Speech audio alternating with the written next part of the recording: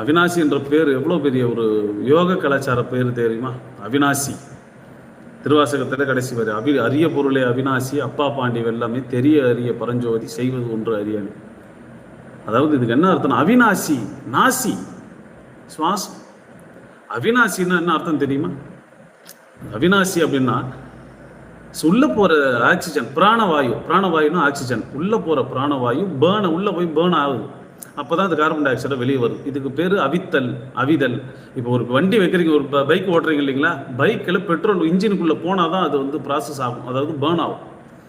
இந்த பேர்ன் ஆகிறதுக்கு நமக்குள்ள அதே மாதிரி நமக்குள்ள காற்று உள்ளே போய் பேர்ன் ஆகுது. அது பேர்ன் ஆகுறதுனால தான் இந்த காற்று வேகாத காலாகி சாகாத கால், வேகாக்கால் சாகாத்தலை போகா புனல்னு சொல்லுவாங்க சித்தர்கள் பரிபாஷையில். இந்த வேகாத கால்னா சுவாசம் இப்பதான் சொன்னேன். இந்த கால் சுவாசம் வேகக்கூடாது. உள்ள போய் வெந்துருச்சுன்னா அடுத்த கால் தேவை, பசி எடுக்கும். பெட்ரோல் தீர்ந்துச்சு, உள்ள இன்ஜின் சுத்தினே இருக்குது, பெட்ரோல் இழுத்து செக் பண்ணிட்டே இருக்குது, பெட்ரோல் வேலை செஞ்சுட்டே இருக்குதுன்னா ஃபியூல் தேவை இருந்துட்டே இருக்கும்.